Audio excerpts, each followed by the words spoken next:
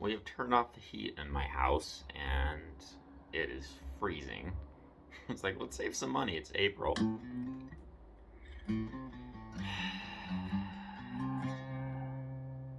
So cold. But today I wanted to learn For the Longest Time by Billy Joel. And so I've been working it out and sort of figuring out how I want to play it. And so it's in E flat, which is always interesting on the guitar. So you got a couple ways you can play the E flat. And I generally gravitate towards this one, this one if you want to be in pain.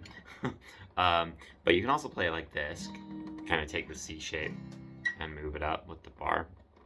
And I like both voicings, and I like to actually use both of them.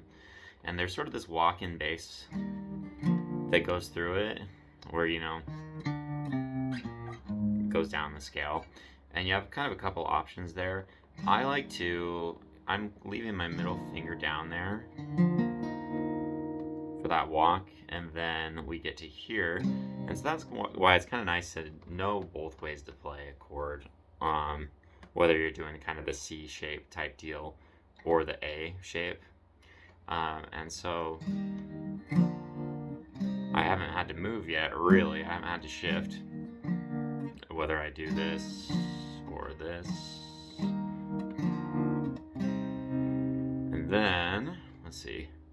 You can jump down to there. You can jump up to there.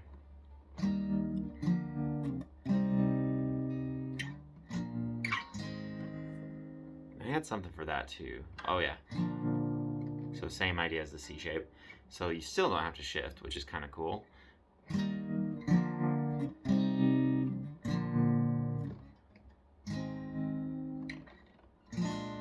then I do the 7 there. And then I land on this shape. That one really feels like home.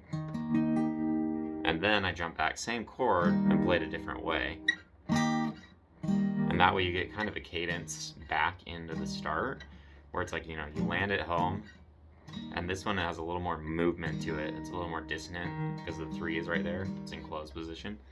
So then you can walk it down. And I keep forgetting to leave my middle finger down there.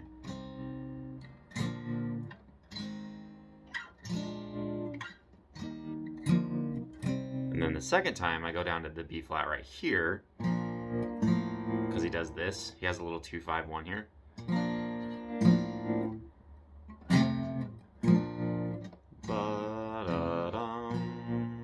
then there's this cool little walk. And then I actually should probably do a 7 there, yeah. So we got like the...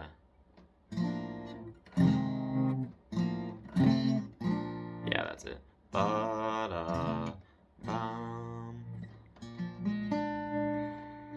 And then we have bum bum bum. We're like basically in a new key here. And then I like to do this. So and I am just learning this today. Disclaimer. And then I land there. You got those 3 notes there. So I play the E flat up here, and then the D that's right next to it. I like to play that open. And maybe I'll change it to this, where I just lay the ring finger flat. But I kind of like it like this. And then we're right there ready to play that E flat again. And then they hit that one. Boom, boom. And then here, like, there's a lot of times where he's singing the... Let's see, it's like he does sort of the both 3s there. There it is.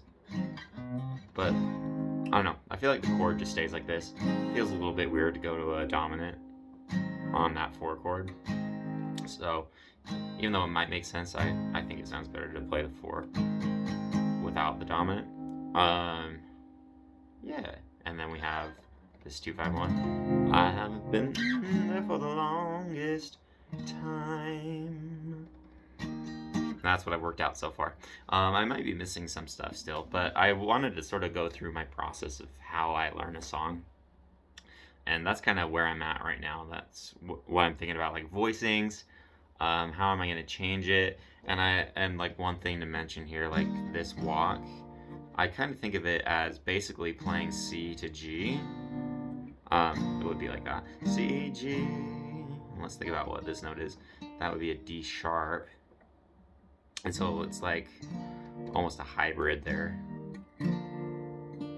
I don't know. I haven't thought too much about it yet. But, there's during the verse, I would play that. And then later I'd play this. And that's just based on what the melody's doing. And a lot of it is paying attention to what the melody is doing. And that's kind of how I know if it's going to be, like, I figure out, like, is it going to be dominant? Well, if he's doing both threes, or he's singing a minor three over what should be a major chord, then that's usually a good hint that you're going to play dominant. But not always. Like, there's the time where I decided not to do it. So it's like, there's a matter of taste involved, and there's a matter of listening and checking and double checking. But I don't know. I would always advise reviewing songs that you've learned, because you're going to be better than you used to be. Because, I mean, the first thing I do is like, what are the triads? Is it 1, 2, 3, 4, 5, 6, or 7? But Billy Joel is a little bit more jazzy. He has a few of those 7 chords and chords with other things in the root. And actually, it's worth mentioning there too, in the beginning, where it's like, if you wanted to play it as basic as possible, you go, whoa, 1, 5, 6, 4. But I was listening to it, and I noticed when he goes to the 6 here, the bass actually plays a 3, like it plays the G. So I'm like, wait, is it a 3 chord or a 6? So I'm like, okay, let's try the. And like, that doesn't really sound right.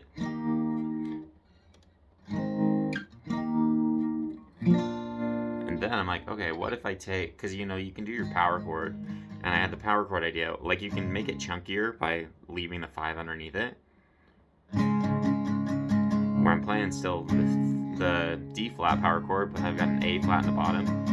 A lot of guys will do that to make it chunkier, and I'm like, well, why not do that with the full chord?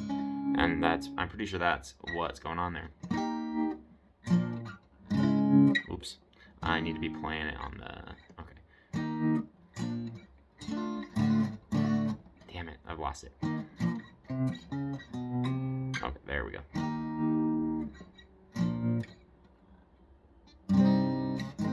Yeah, that's it.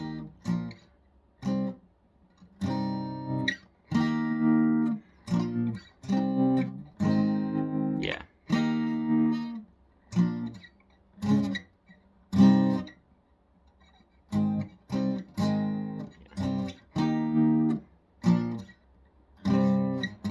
And that way you get that. And that's kind of why the bass is going there. Is to add that little walk there. So it's kind of like going below, like it goes up and then back, but it also goes down and up. So it's kind of going both directions at the same time. And that's kind of a nice little bit of spice. And I really like that. That's a cool thing. And that's something that Billy Joel does a lot, where it's just like, you could really make that much more simple. And you would actually lose a lot of the sauce, just by these little things that he does. I like it a lot. So it's cool to learn a song like that, because generally I try to learn simple songs. I like simple songs, but Billy's kind of just got that extra little flavor that's fun and nice, and it's sort of like at the level of guitar I'm at right now. It's a nice little listening challenge. Like, oh, is that a 7? Is that a? Oh, it's the 3 and the 6 at the same time in a way. Oh, okay, like it's a fun little exploration. Whereas if I took something like Coltrane and I tried to analyze it, it's like I'm just so out of my depth. But something like Billy Joel is a good little step. So like, if you've kind of gotten used to learning pop tunes, and it's sort of boring, it's like, okay, I get it. C, G, A minor, F, I can play that. Billy Joel's kind of a good next step there. And we'll see. I'll learn some of that, and I don't know what the next step will be. But that's sort of a little glimpse into my song learning process and how I do things.